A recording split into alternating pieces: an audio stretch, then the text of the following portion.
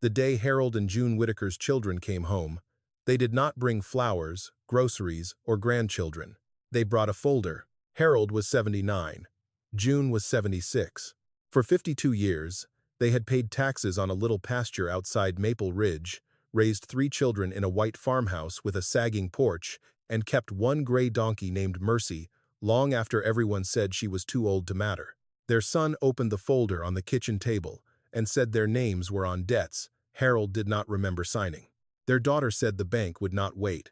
Their son-in-law said 2 people their age had no business making financial decisions anymore. Then came the part that made June put both hands flat on the table. They wanted the house listed, the pasture cleared, and Mercy sent to auction before the end of the month.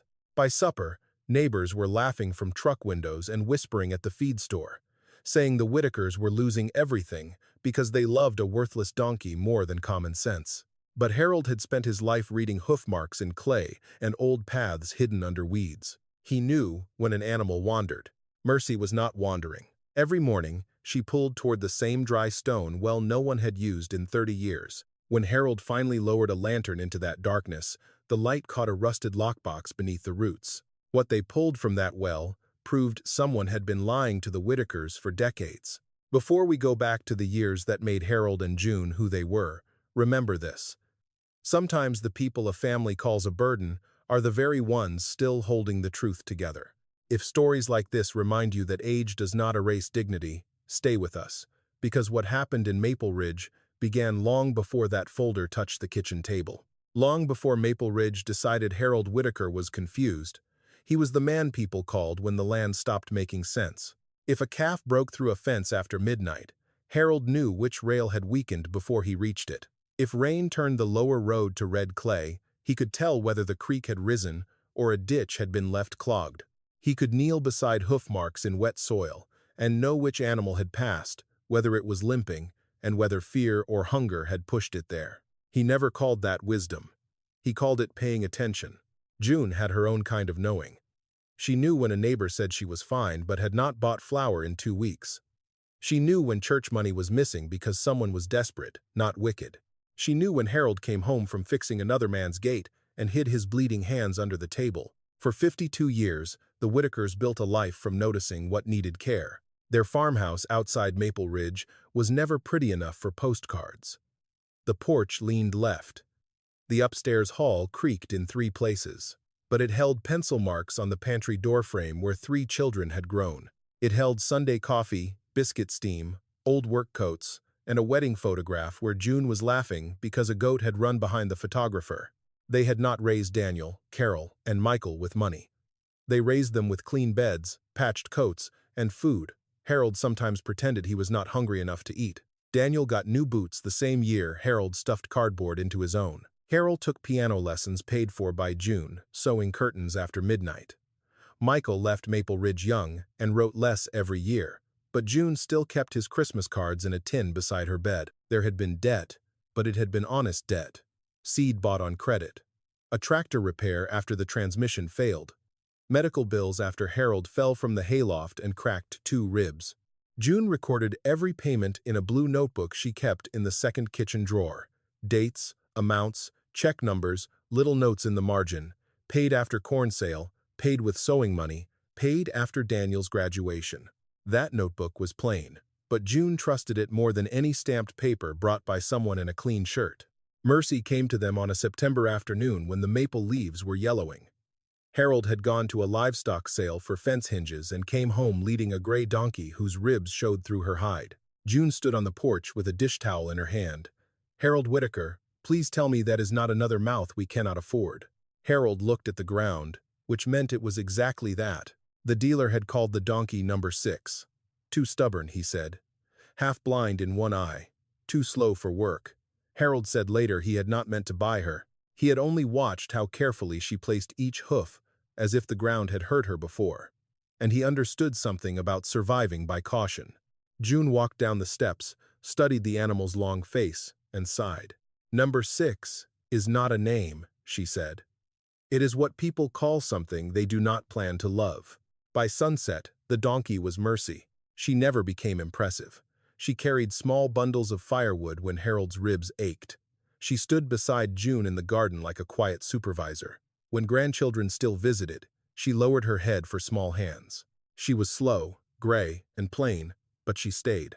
And in the Whitaker house, staying meant something. Years later, after the old Maple Ridge Bank closed, Harold met Thomas Bell, the former loan officer, outside the courthouse. Thomas looked thinner than Harold remembered, with a collar too loose and eyes tired from things he had not said. "You still have that east pasture?" Thomas asked. Harold said he did. Thomas glanced toward the old field roads beyond town. "If anyone ever comes asking questions about that land, remember the stone well on the east side." Harold asked what he meant. Thomas only said, "Some truths get put away because good people trust bad paper."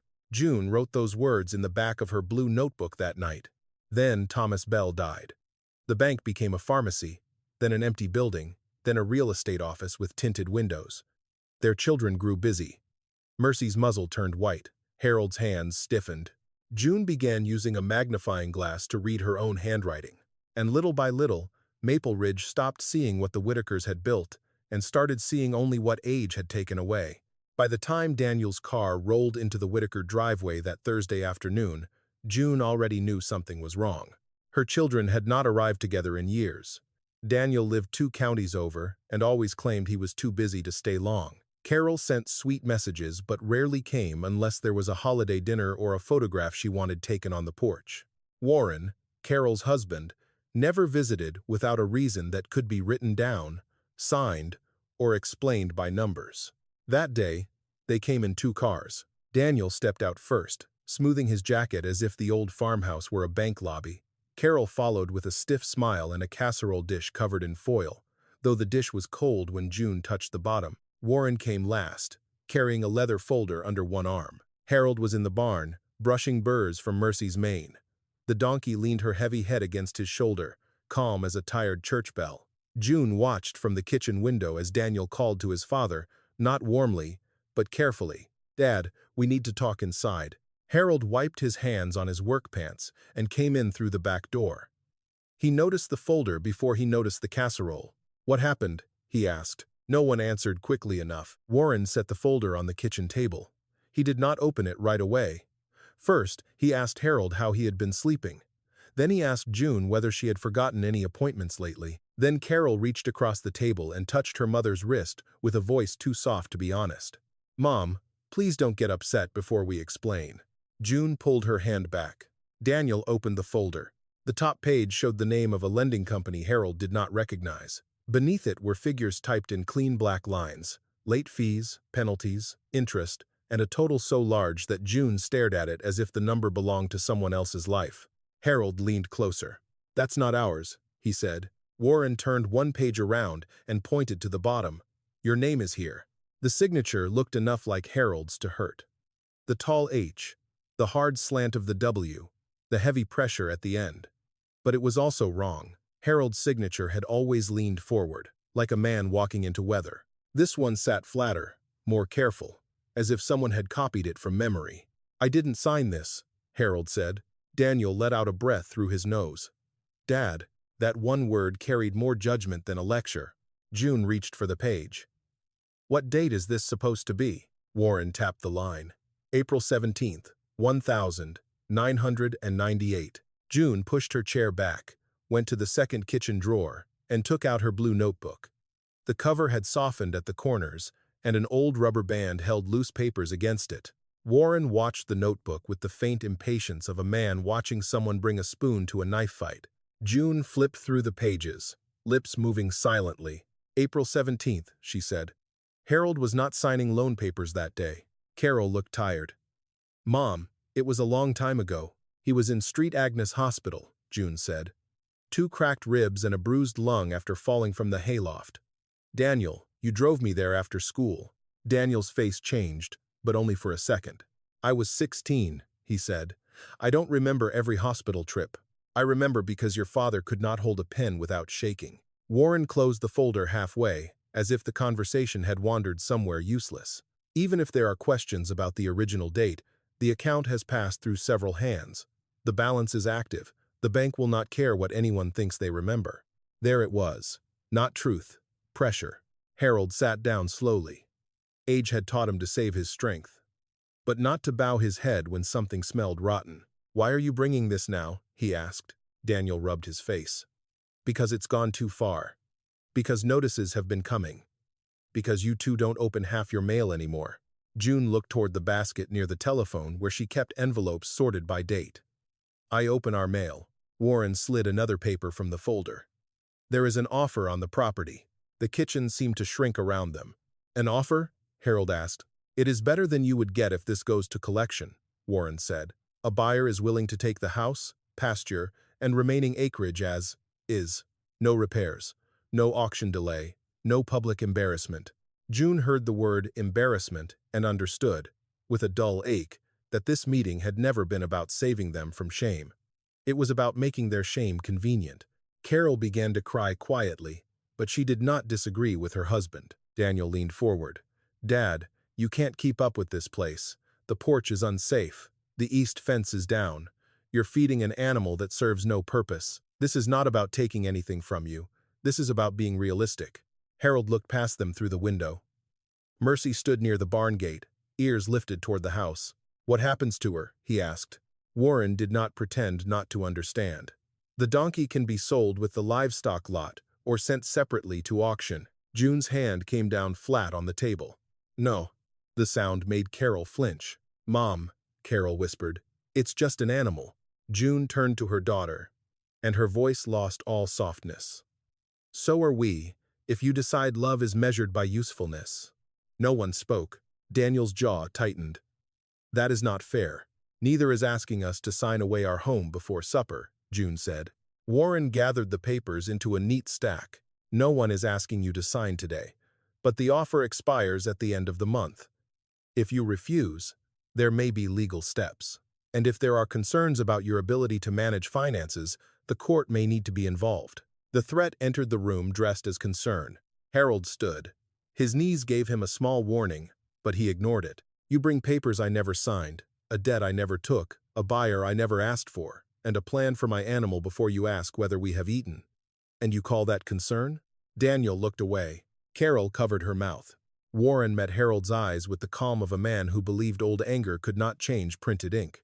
"I call it protecting the family." Harold nodded once, not in agreement, but because something inside him had settled into place. That evening, after the cars pulled away and the cold casserole sat untouched on the counter, June opened the blue notebook again.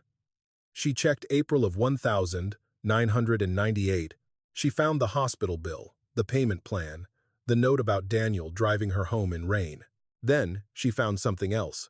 3 pages near the back were missing. Not torn cleanly. Cut with a blade. June carried the notebook to the porch, where Harold stood beside Mercy in the fading light. The donkey kept pulling her nose toward the east fence, toward the dead strip of pasture beyond the barn. June showed Harold the cut paper edges. Harold looked from the notebook to the old animal, then out toward the weeds, hiding the forgotten field road. For the first time all day, he did not look wounded. He looked alert. The next morning, Harold woke before the sun, not because he had slept well, but because his body had given up pretending. June was already at the kitchen table with the blue notebook open beside a cup of cold coffee. She had placed the cut pages under the lamp, turning them this way and that, as if the missing paper might leave a shadow of what had been written there. Harold stood in the doorway. "You been at that all night?" he asked. "Only since 3. He sat across from her. Neither of them mentioned Daniel, Carol, or Warren by name. The room still carried the shape of them, the chairs slightly out of place, the cold casserole pushed to the back of the refrigerator, the leather smell of the folder somehow still in the air. June touched the notebook's cut edge. "I didn't do this," she said. "I know, and you didn't." No, that was all they needed to say. By 7, Harold had put on his old canvas coat and gone to the barn. Mercy lifted her head before he opened the stall door. The gray donkey made a low sound and pressed her nose against his sleeve. "You know something, don't you?" Harold murmured. Mercy answered by stepping forward and pulling against the rope before he had finished tying it. But she did not turn toward the feed trough. She turned toward the east fence, the same fence Daniel had called neglected.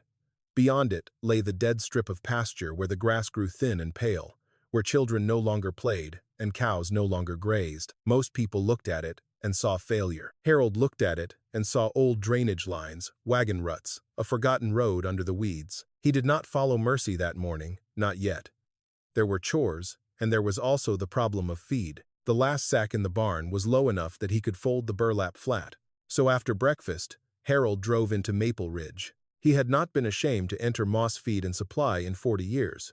He had bought seed there, nails, salt blocks, calf medicine, and Christmas candy when the children were small. But that morning, the bell over the door sounded too loud, and 3 men near the counter stopped talking in the way people stop when they want you to know they had been talking about you. Clara Moss stood behind the register, silver hair pinned high, glasses hanging from a cord around her neck. Her husband had died 8 years earlier, and she had kept the store running with a spine straighter than any man who came in to offer advice. "Morning, Harold," she said, as if nothing in town had changed. "Morning, Clara." One of the men by the counter chuckled. "Need premium feed for that $1 million donkey?"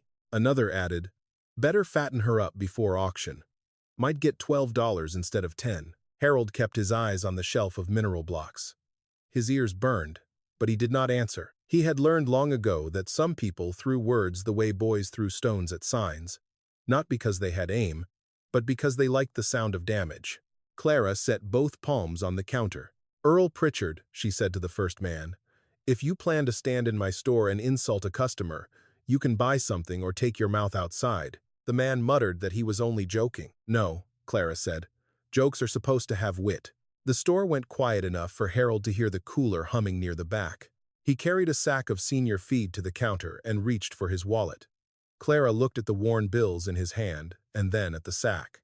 "Put that away," she said. "I can pay for half." I said put it away. "Clara, you fixed my loading ramp in 2009 and refused money. Consider me slow in settling accounts." Harold swallowed.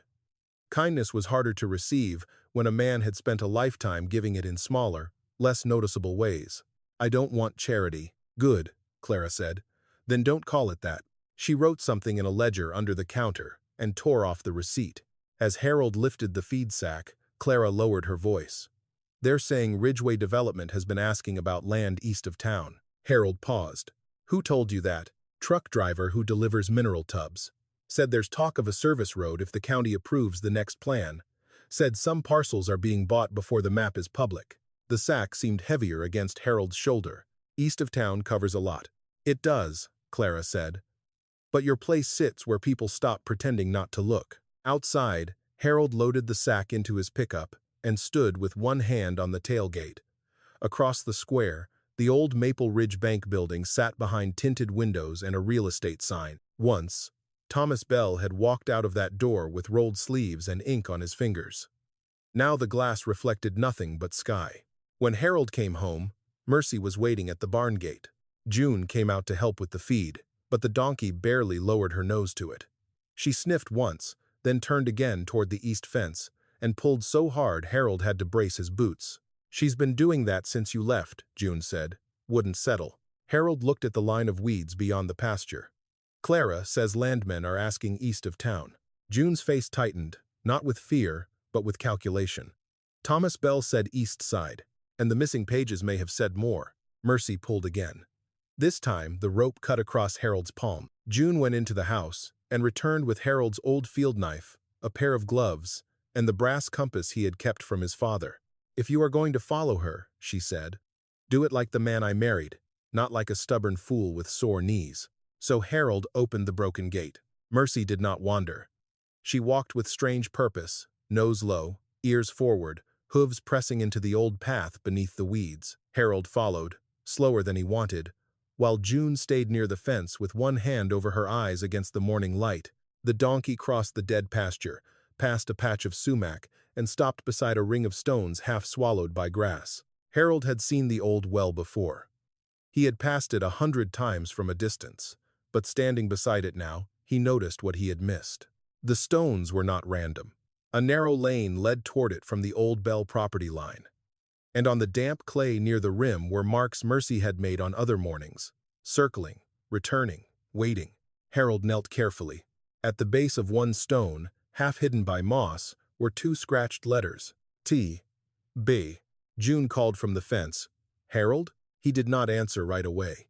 He was looking down into the dark, dry throat of the well, where roots twisted like old fingers, and something below gave back the faintest blink of metal. Daniel called before breakfast on Monday, and the first thing he said was not good morning. "Dad, did you try to withdraw cash from the savings account?" Harold stood with the phone against his ear, looking at June across the table.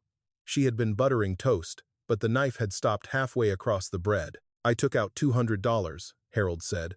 "Same as I do when I need cash." "You can't do that right now." Harold looked toward the east pasture, where fog lay low over the weeds. "Can't?" "There are legal concerns," Daniel said. "Warren talked to someone. Until this debt situation is resolved, withdrawals could look irresponsible." $200 is irresponsible now? "That's not the point." "Then tell me the point." Daniel sighed, as if patience were a bill he was tired of paying. "The point is that you and Mom need help managing things. I'm being added to the account temporarily, just to make sure nothing gets worse." Harold felt the words settle in him like stones. Being added. Temporarily. Help. Soft covers over a hard thing. "Did you ask us?" he said. "I'm telling you because I don't want this to feel like a surprise." "It is a surprise." "Dad." Harold hung up. The kitchen held only the tick of the wall clock and Mercy's low bray from the barn. June looked smaller than she had a week earlier, but her eyes were clear. "He can't just do that," she said. "He may already have." They drove to the bank branch in Fairview because the old Maple Ridge Bank was gone, swallowed years ago by a larger company with blue signs and glass doors. A young employee explained that Daniel had filed a family concern notice with supporting documentation. Nothing was frozen, exactly. That was the word she used. Not frozen, restricted. June asked what right anyone had to restrict money she had counted, saved, and stretched for half a century. The young woman looked down and said there were procedures. They left with less cash than they had planned and more fear than they had brought in. June folded the receipt and tucked it into the blue notebook. "Paper can hurt you," she said quietly, "but it can also remember for you." When they got home, Mercy was standing at the gate again. This time Harold did not pretend there were more urgent chores. He went to the barn and gathered what he had. One lantern with a cracked glass chimney but a good flame. One coil of rope stiff with age, a hay hook, 2 fence posts, a shovel, gloves, and the old field knife June had laid out for him. None of it was new. All of it had been used for some other trouble, and kept because Harold had never trusted a world where useful things were thrown away too soon. June stood in the barn doorway. "You are not climbing into that well." "I know. I mean it. I said I know. You say that the way men say things before doing what they want." Harold tested the rope between his hands. "I'm too old to climb into a dry well, and too stubborn to die proving it." That almost made her smile. They waited until late afternoon, when the ground had dried enough to hold but not enough to crumble. At that moment, it was only Harold, June, Mercy, and the field that everyone else called dead. Mercy walked ahead with steady certainty, as if following a memory older than fear. At the broken fence, Harold paused to check the leaning post. Daniel was right about one thing. It needed repair, but where Daniel had seen neglect, Harold saw a clue. The post had not rotted through from age. It had been loosened by water moving underground, water that should not have been there if the old drainage line had stayed filled. He crouched, pressed his fingers into the clay, and smelled iron. June watched him. "What is it?" "Water moved here after somebody changed the ditch." "What ditch?" "The one that used to run from Bell's Lane." June looked toward the stones in the distance. "Thomas Bell." Harold nodded. At the well, Mercy stopped and planted her feet.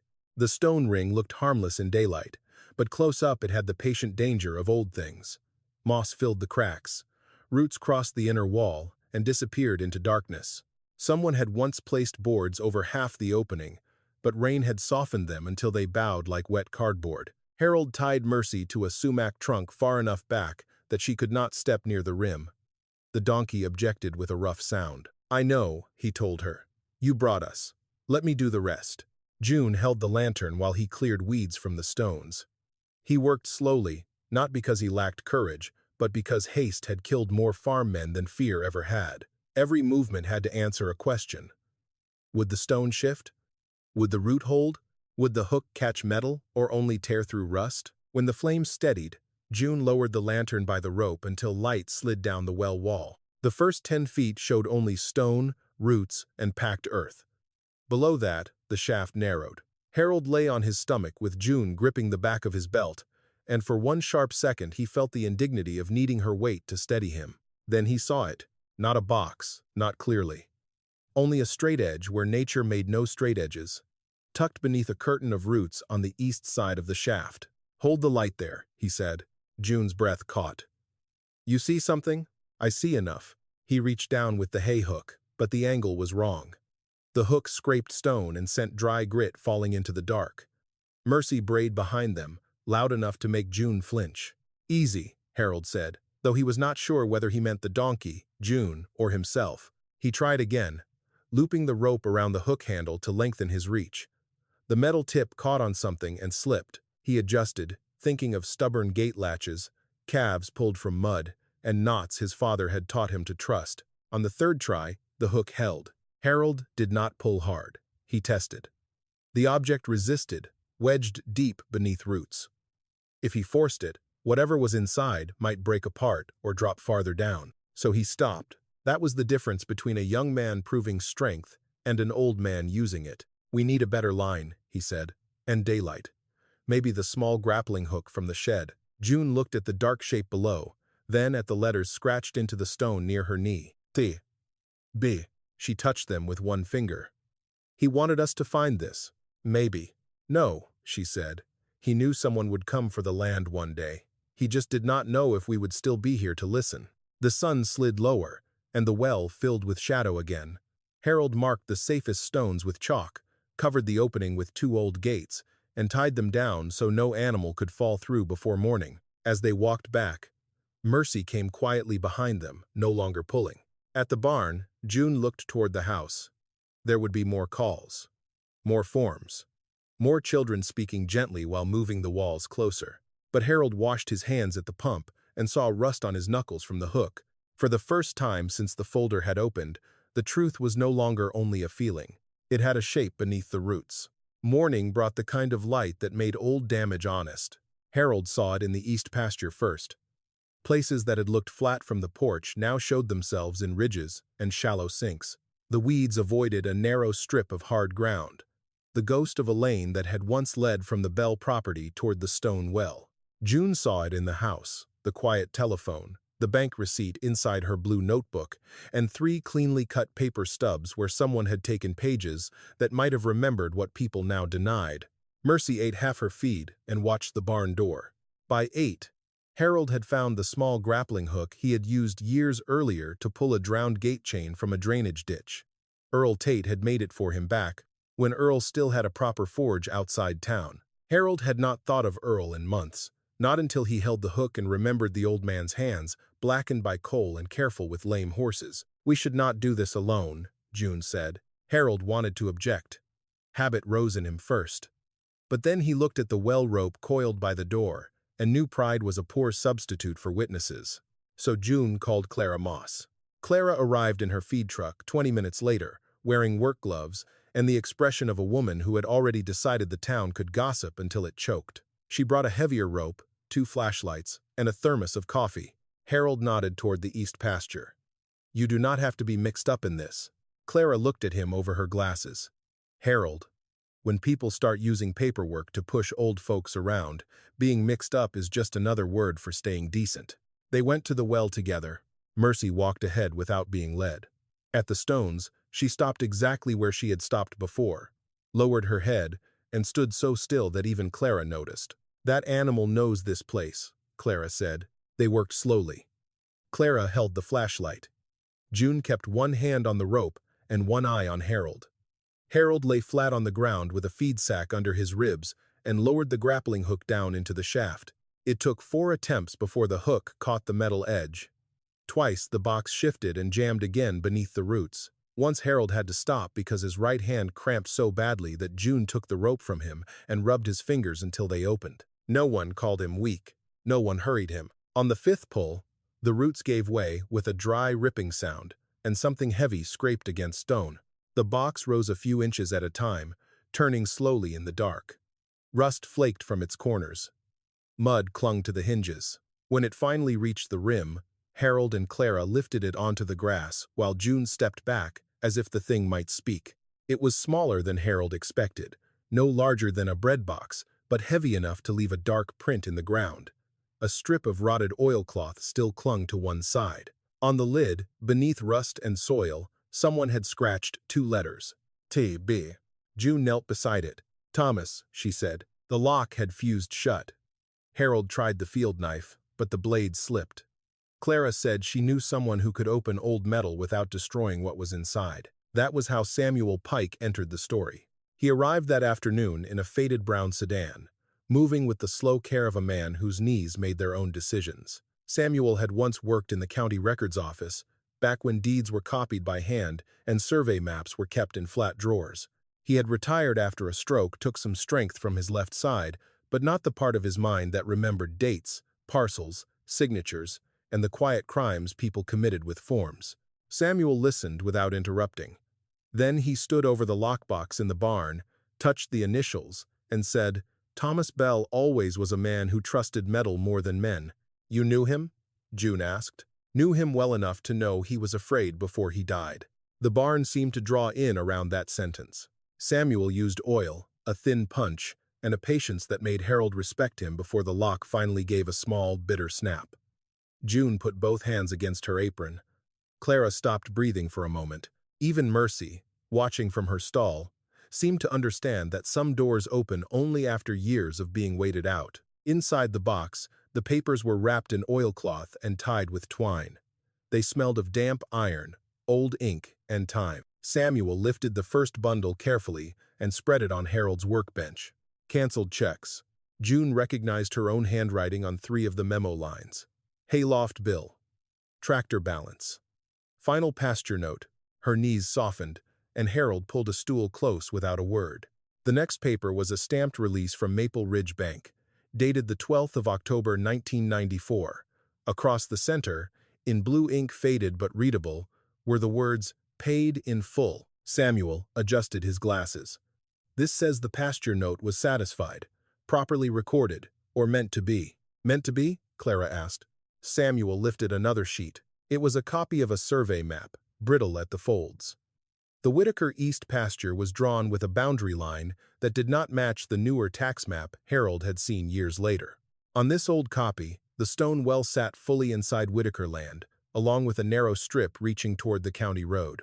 Harold leaned in. "That lane," he said. Samuel nodded. If a development road were ever planned there, that strip would matter. At the bottom of the box was a letter sealed in a plastic sleeve. Thomas Bell had written it in a careful hand that shook near the end. June read it aloud because Harold could not make his voice work. "If Harold and June Whitaker are reading this, then I failed to put matters right while I was living. The note on their east pasture was paid in full. I prepared the release, but the original packet disappeared before filing. I made copies because I suspected the land records were being altered to benefit parties who had no claim to the Whitaker property. If anyone produces a later debt against this land, compare the signature, the hospital records from April 1998, and the survey revision filed after the bank merger. Look for the person who profits from the changed boundary."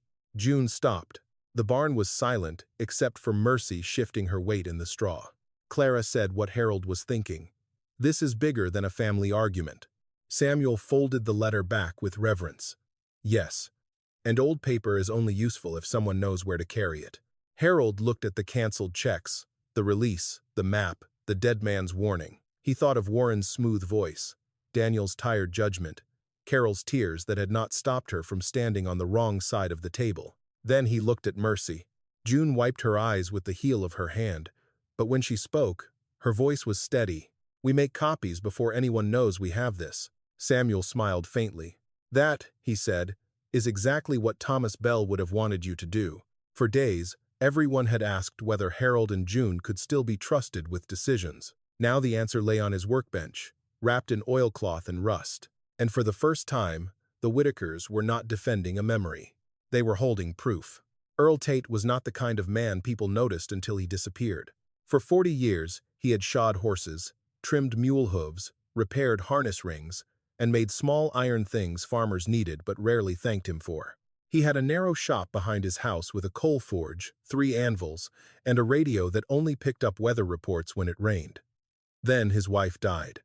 His hands began to shake on cold mornings. His nephew moved in to help with the paperwork. 6 months later, the house was sold, the forge was hauled away, and Earl's name was left on nothing but an old pickup with a cracked windshield.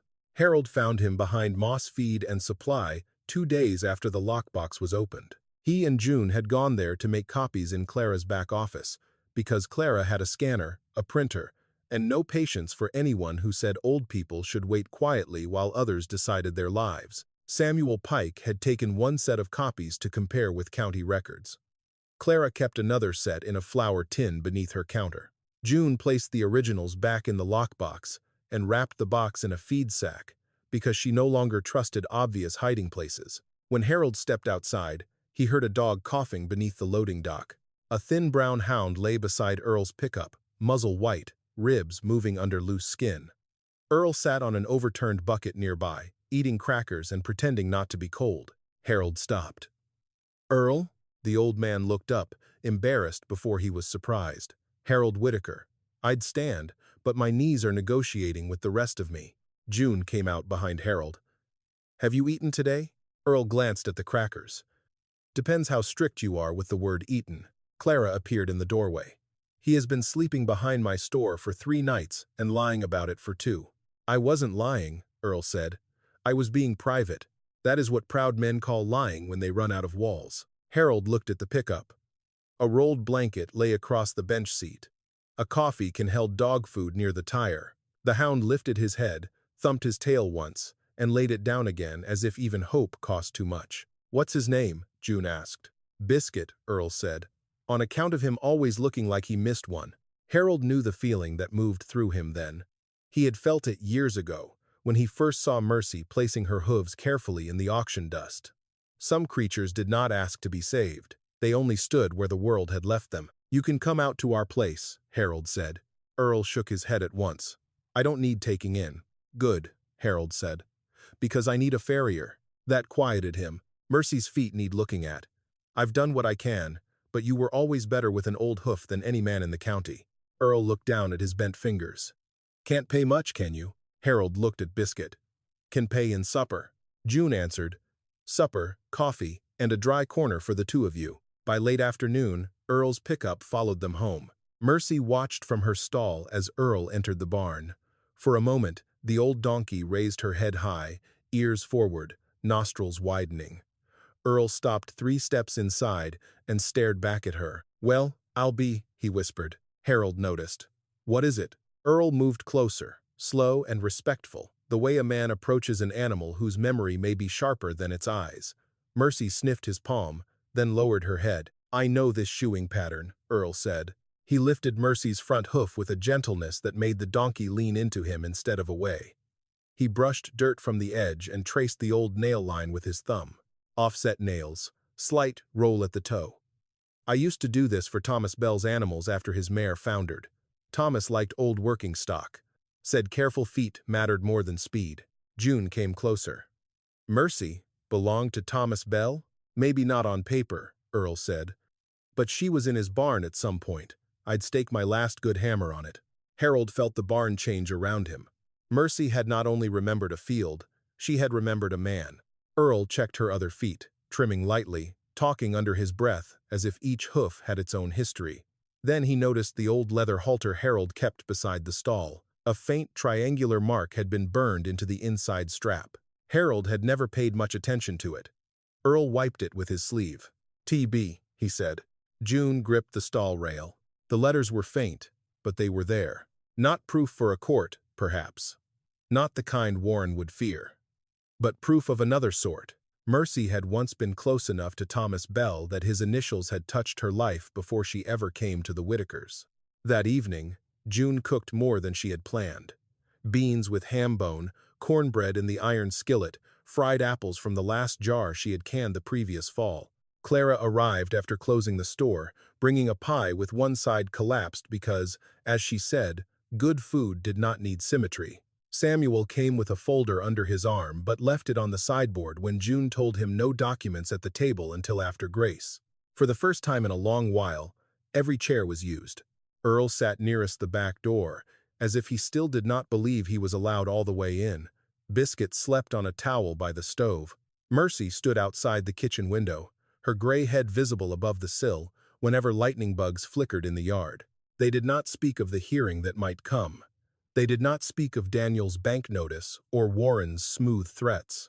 Instead, they spoke of Thomas Bell's old mare, of the year the creek froze hard enough to walk across, of the way Maple Ridge used to smell when the mill still ran at night. June watched Harold listening. All week, people had treated him as if age had emptied him out. But with Earl, Clara, and Samuel at the table, Harold looked less like a man defending the last pieces of his life and more like a man remembering that he was not alone inside it. After supper, Earl tried to return to his truck. June blocked the porch steps, with the dish towel still in her hand. "There is clean bedding in the tack room," she said. "Biscuit can sleep inside if he behaves better than most people we know." Earl stared at her, and for 1 second the pride fell from his face, leaving only exhaustion. "I can't take your charity," he said. Harold stepped beside June. "Then don't. Help me repair the east fence tomorrow. Help Mercy's feet. Help us figure out what Bell knew. That is not charity. That is work." Earl looked toward the barn, where Mercy shifted softly in the straw. "Work I can do," he said. Later, when the house had settled and June had washed the last plate, Harold stepped onto the porch.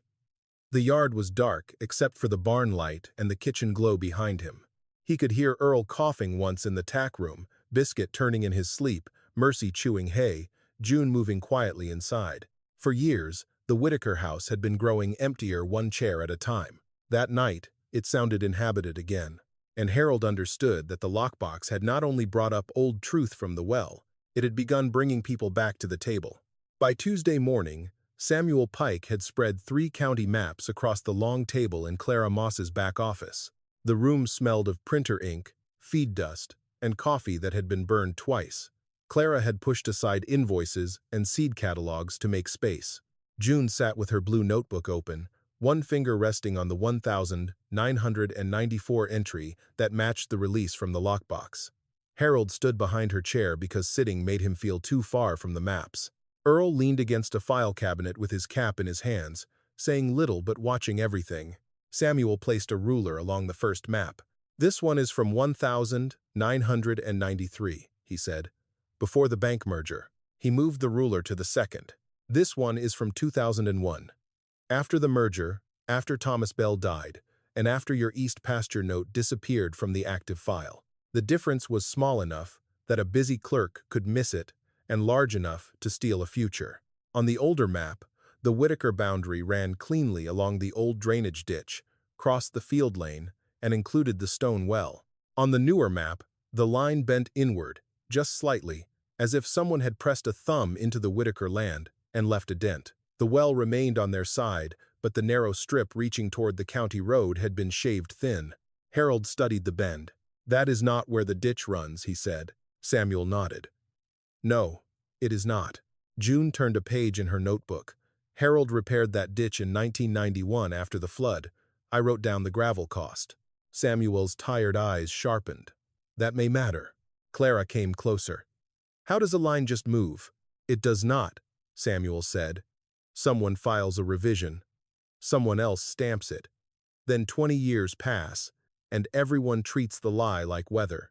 He pulled a third document from his folder. It was not a map, but a planning notice from the County Development Office. Across the top, in bold letters, was the name Ridgeway Development.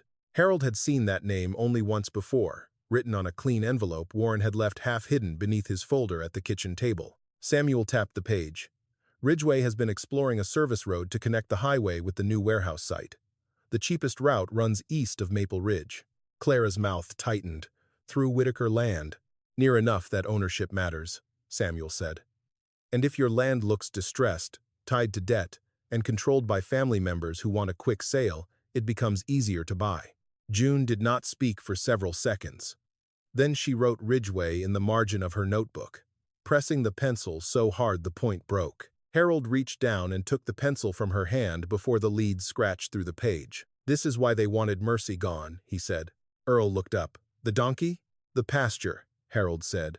"The barn, the old paths. If she kept pulling us east, she was trouble." Clara folded her arms. A man afraid of an old donkey has done something worth hiding. They made copies of everything again. Samuel insisted one set should go to an attorney in Fairview, not someone in Maple Ridge who played golf with developers and county officials. Clara wrote down the name of a woman who had helped her after her husband died, a lawyer named Ruth Ansell, who knew the difference between family concern and family control. June wanted to go that afternoon, but Harold shook his head.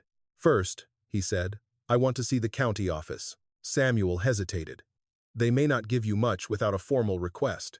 "I do not need much." The county records building stood behind the courthouse, a square brick place with narrow windows and a flag that snapped in the wind. Harold had entered it over the years for tax receipts, birth certificates, grazing permits, and once to ask about a culvert the county swore did not exist until he brought mud on his boots and proved otherwise. Now, the young clerk at the front desk looked at him as if he were a problem that had arrived without an appointment. "I need to review survey revisions for parcel 18 to 42 east of Maple Ridge," Samuel said, using his old office voice. The clerk glanced at Harold. "Are you the owner?" Harold said. "I have been the owner since before you were born." June touched his sleeve, not to quiet him, but to steady the room. The clerk disappeared into a back office. Through the half-open door, Harold heard a printer start, then a low conversation. A name came through clearly enough to make him lift his head. Cole. Warren's last name.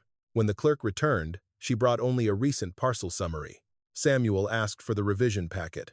The clerk smiled too quickly. "That would require a written request." Samuel smiled back without warmth. "Then we will write one." As June filled out the form, Harold looked past the counter toward a wall of filing cabinets. One drawer stood open. A folder lay on top, not fully tucked away. He could not read the label, but he saw a sticky note attached to it. "Call W. Cole before release." Harold said nothing.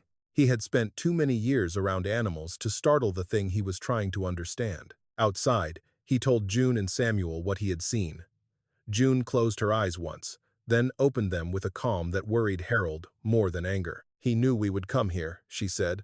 Samuel's voice was low. "Or someone told him after Clara made copies." Clara was waiting when they returned to the feed store. The moment she saw June's face, she locked the front door and turned the sign to closed. Harold told her about the sticky note. Earl, who had been repairing a broken hinge near the loading dock, set down his wrench. "Warren Cole is not just helping your children." "No," June said. "He is helping himself."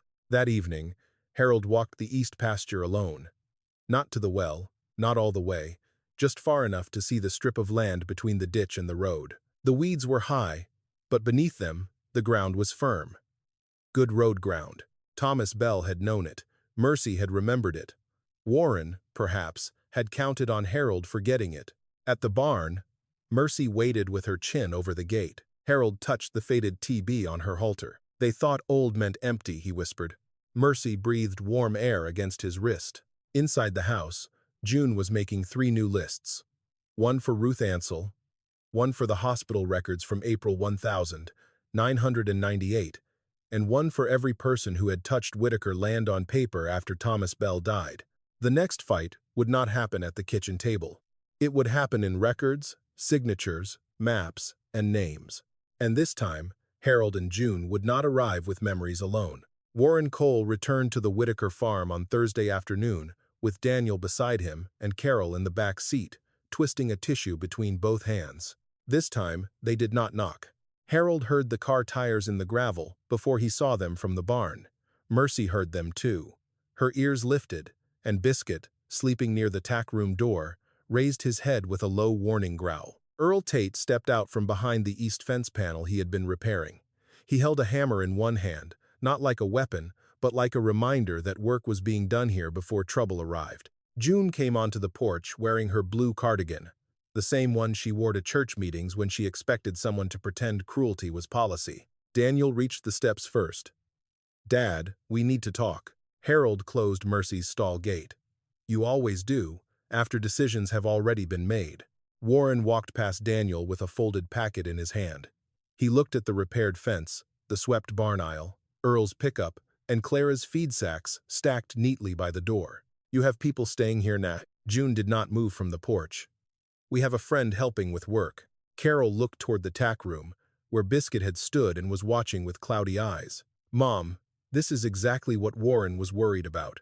Strangers, animals, old equipment, that well out there." "That well is covered," Harold said. Warren's face changed so slightly that only Harold, trained by years of watching animals hide pain, saw it. "You admit you have been working around it," Warren said. "I admit I live on my own land." "You are creating a hazard," Warren replied.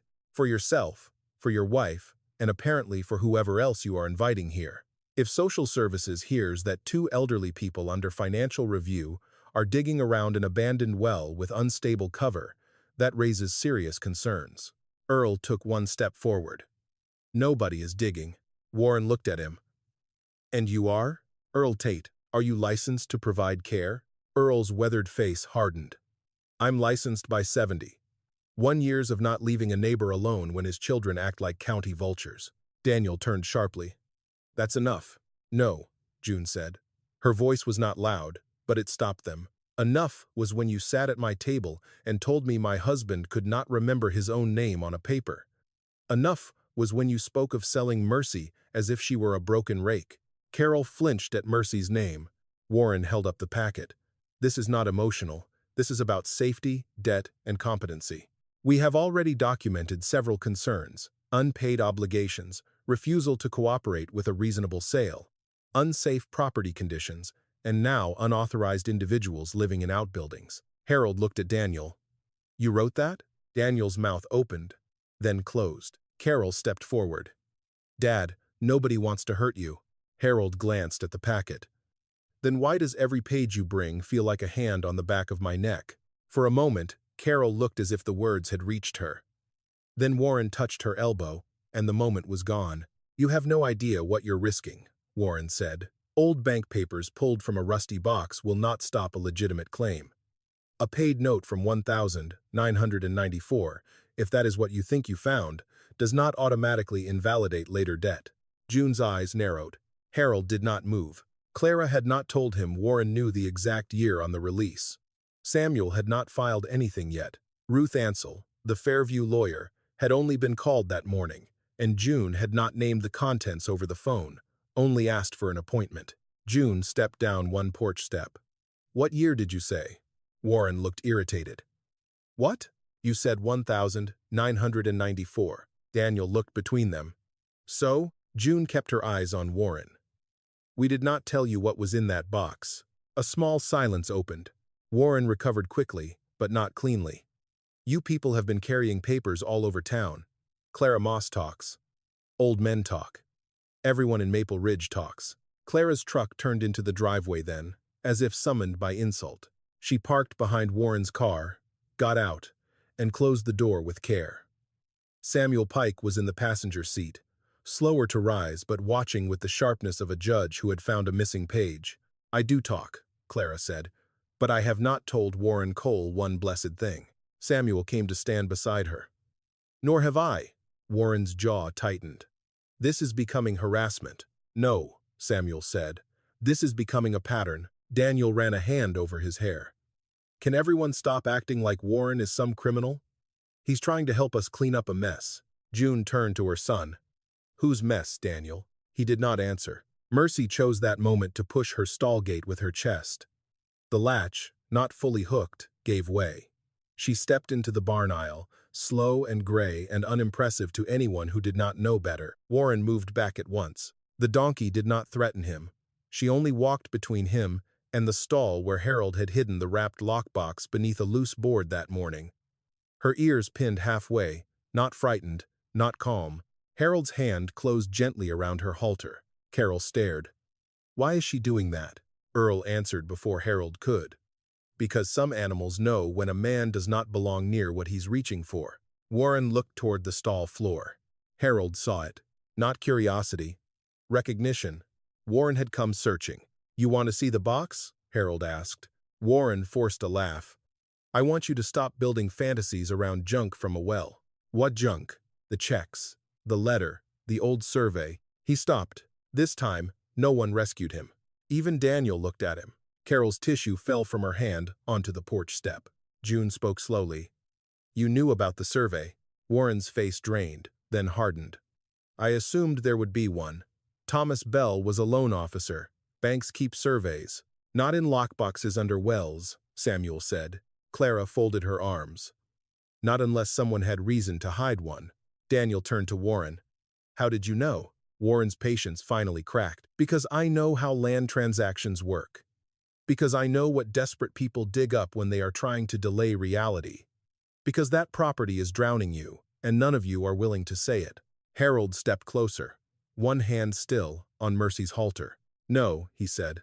The property is worth something. That is why you came. Carol looked at Warren, and for the first time since the folder had appeared, she did not look ashamed of her parents. She looked afraid of her husband. Warren shoved the packet back under his arm. You have 48 hours before this escalates. To what? June asked. A formal competency review, a safety report, whatever becomes necessary. Harold nodded once. Then we will bring what is necessary too. After Warren and Daniel got back in the car, Carol remained by the porch steps. Her eyes moved from June to Mercy, then to the barn where Earl stood beside Biscuit and Samuel held his folder against the wind. Mom, she whispered, is there really a survey? June looked at her daughter for a long time. There is truth, she said, and this time, I will not hand it to anyone who arrives carrying fear. Carol wiped her face, but she did not ask to see the papers again.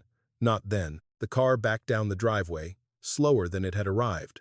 When it disappeared beyond the maples, Clara let out a breath and said, well, that man just walked himself into a room with no windows. Samuel nodded.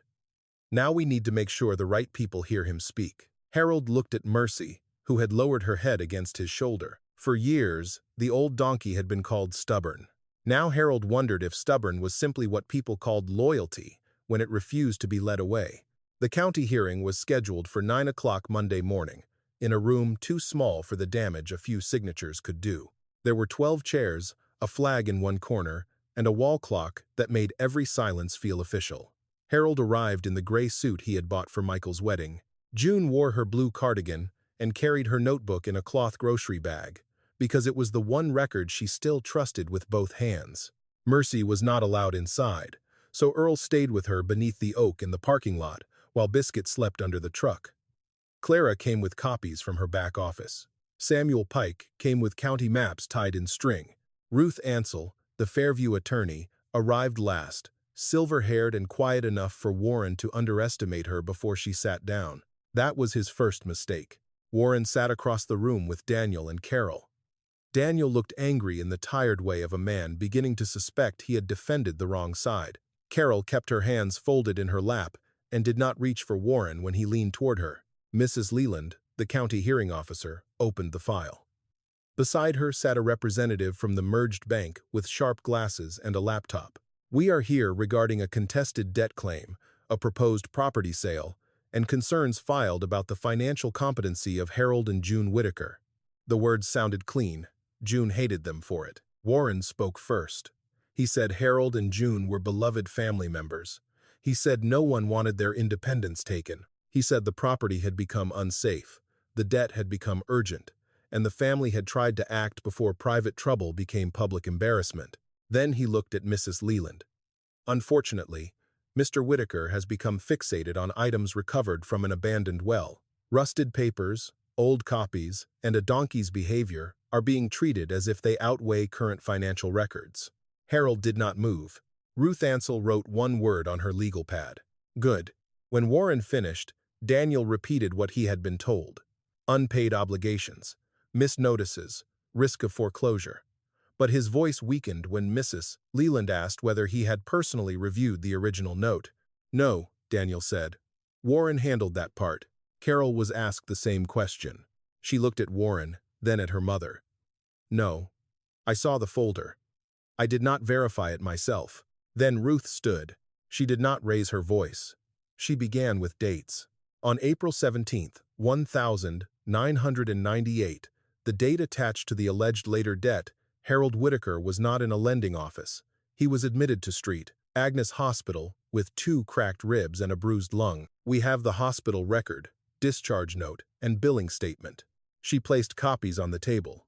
The signature on that alleged note should be compared to Mr. Whitaker's verified signatures from the same period.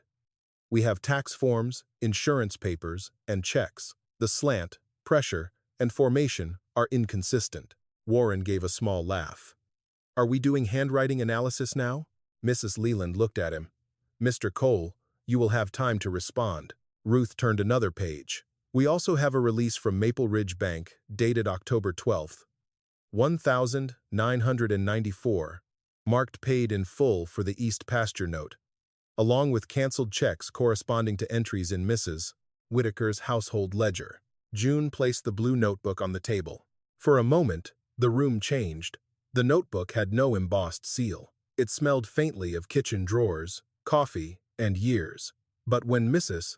Leland opened it, she saw what Warren's folder had not offered: dates, amounts, check numbers, and plain notes written by someone who had expected no applause for telling the truth. Samuel Pike was called next. He explained the 1,993 survey, the 2001 revision, and the boundary shift after the bank merger. He laid the maps side by side and used a ruler. This line moved, he said, not by erosion, not by fence drift, by filing. The bank representative looked up from her laptop. Our digital file does not include the 1,994 release. Samuel nodded. That is exactly the problem. Clara testified that Ridgeway Development had been asking about land east of town before the public planning notice. She also produced a freight receipt showing Warren Cole's name connected to Ridgeway correspondence delivered through her store months earlier. Warren objected. That is hearsay. Ruth answered. The receipt is not. Daniel stared at the copy. Carol closed her eyes. Then Ruth introduced Thomas Bell's letter. Mrs. Leland read it silently while the room waited. Outside, faintly through the closed window, Mercy brayed from the parking lot. Carol flinched as if the sound had crossed years.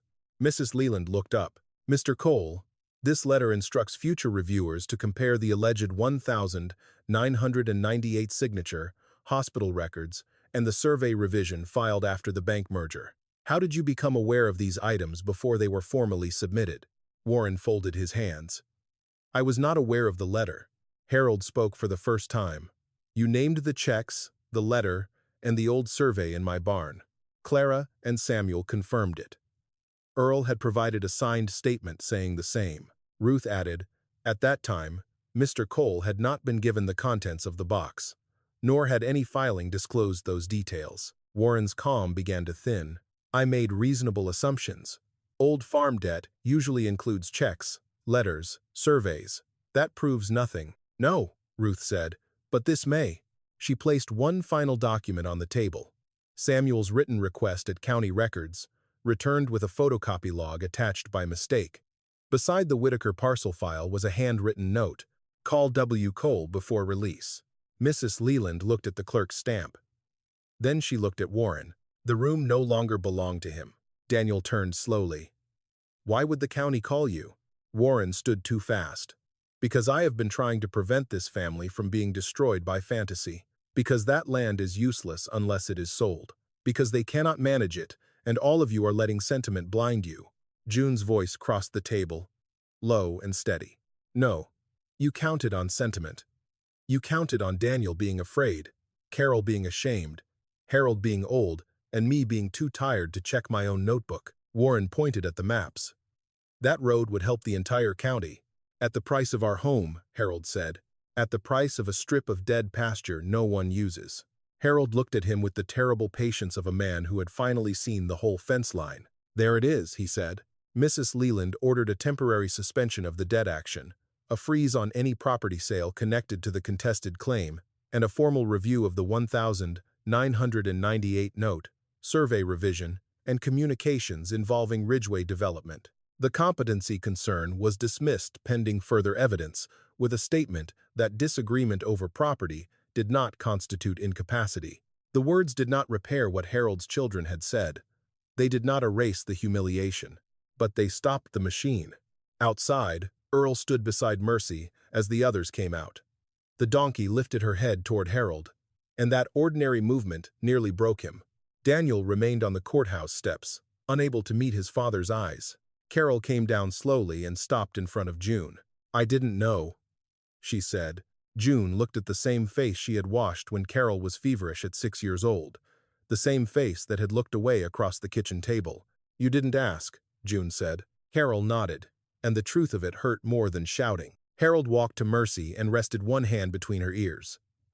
Across the parking lot, Warren stood alone, speaking into his phone with his back to them. For the first time since the folder had touched the kitchen table, Harold did not feel smaller than the papers brought against him. He felt tired. He felt wounded. But he also felt the ground beneath him holding. And when Mercy nudged his shoulder, he understood what she had been teaching them all along. Some truths do not vanish because they are buried. They wait for someone stubborn enough to bring them back into the light. The investigation did not end quickly. Things like that rarely did. People who hid lies inside offices, signatures, and polite conversations did not disappear just because one hearing room had seen through them. For weeks, Harold and June received letters, calls, and requests for copies. Ruth Ansell handled most of it. Samuel Pike gave a formal statement. Clara Moss testified again when the county asked about Ridgway deliveries. The bank representative sent a stiff apology that sounded as if it had been written by 3 lawyers and no human being. But the sale stopped. The debt claim was frozen. Warren Cole lost access to every Whitaker document he had tried to control. By the end of summer, Ridgway Development withdrew its offer on the East Corridor. A county clerk resigned quietly. Warren's name appeared in a formal review involving improper contact with records staff and a development consultant he had once denied knowing. Daniel called 3 times before Harold answered. When he finally did, Daniel did not begin with excuses. That was the only reason Harold stayed on the line. "I believed him," Daniel said. Harold stood at the kitchen window, watching Mercy graze near the repaired east fence. "I know. I thought I was protecting you." "No," Harold said. "You thought being afraid gave you the right to take over." The silence on the line was long, but Harold did not soften it for him. Daniel said, "I don't know how to fix what I did." Harold looked at the old pasture, at the stone well now covered safely with new timber and a locked iron grate Earl had built. "You start by not asking me to make you feel better," Harold said. "Then you come help mend the south fence Saturday morning, if you mean it." Daniel came. He was late by 10 minutes, and Harold said nothing about it. He handed him gloves, wire, and a post driver. They worked until Daniel's palms blistered. Only when the last wire was tightened did Harold show him how to test a fence by leaning into it with his shoulder instead of kicking it like an impatient boy. That was not forgiveness. Not yet. But it was the first honest work Daniel had done on that land in 20 years. Carol came a week later without Warren. She carried no folder, no casserole, no rehearsed concern. She brought an old photo album with cracked black pages and a tin of Christmas cards June had thought lost in a closet years ago. "I found these when I packed my things," Carol said. June did not ask whether that meant she had left Warren.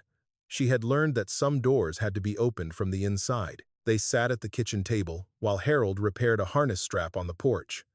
Carol turned the album page by page. There was Daniel missing his front teeth. Michael, in muddy overalls. Carol herself, at 9 years old, sitting on Mercy's younger back with June's hands just out of frame, ready to catch her. Carol touched the photograph. "I forgot she used to let me do that." June poured tea into 2 cups. Mercy didn't forget. Carol cried then, but June did not rush to hold her. Love, she had decided, did not mean removing every consequence before it had time to teach. "I'm sorry," Carol whispered. June looked at her daughter's bent head. "I believe you are. But sorry is not a key. It is a knock." Carol nodded. After that, she came on Wednesdays. At first, she helped June rebuild the household records, scanning checks, labeling copies, organizing the blue notebook into a new binder Ruth had suggested. Later, she helped cook when Earl's arthritis hurt or when Clara stayed late to unload feed. Sometimes she left before supper. Sometimes June asked her to stay. No one spoke of easy forgiveness. No one pretended the table had never been broken. But one chair remained available. By autumn, the east pasture no longer looked dead. Earl and Harold rebuilt the fence properly, following the true line from the old survey.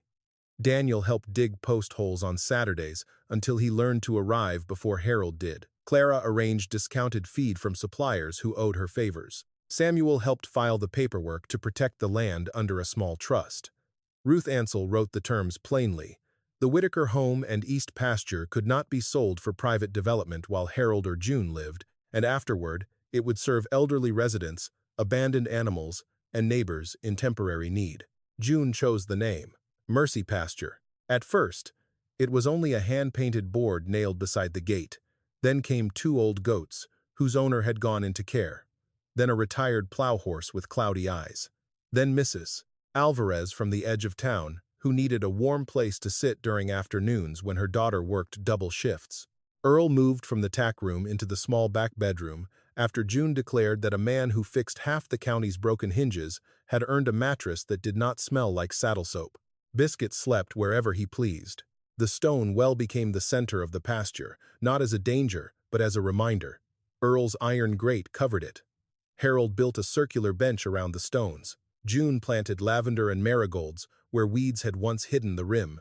On a small plaque, Samuel's careful wording read, "Some truths wait in darkness until someone remembers where to look." People came slowly at first, then more often. A widow brought carrots for Mercy. A boy who barely spoke at school sat beside the old goats and learned they did not require explanations. Daniel brought fence boards without being asked. Carol brought copies of her mother's recipes and wrote them in a clean hand so they would not disappear again. Michael sent a letter from Oregon after Carol mailed him a photograph of the new sign. He did not promise to come home. June read the letter twice, placed it in the tin with his old cards, and did not let it ruin the afternoon. One evening, near the first frost, Harold and June sat on the bench by the well while Mercy stood in the last gold light of the pasture. Her muzzle was white, her back swayed, and one ear tipped sideways as if listening to a voice no one else could hear. From the house came the sound of dishes, Clara laughing, Earl scolding Biscuit for stealing cornbread, and Carol asking where June kept the clean towels. Daniel was at the south fence, working until dusk without being told. Harold reached for June's hand. "They called her worthless," he said. June watched Mercy lower her head to the grass. "They called us that too," she answered. Beyond the gate, a truck slowed. An older man stepped out, holding the leash of a limping dog and wearing the lost expression Harold had once seen in Earl's face. He looked at the sign, then at the open gate. June squeezed Harold's hand. Mercy lifted her head, and the place everyone had called useless waited, warm with light, ready to make room for one more.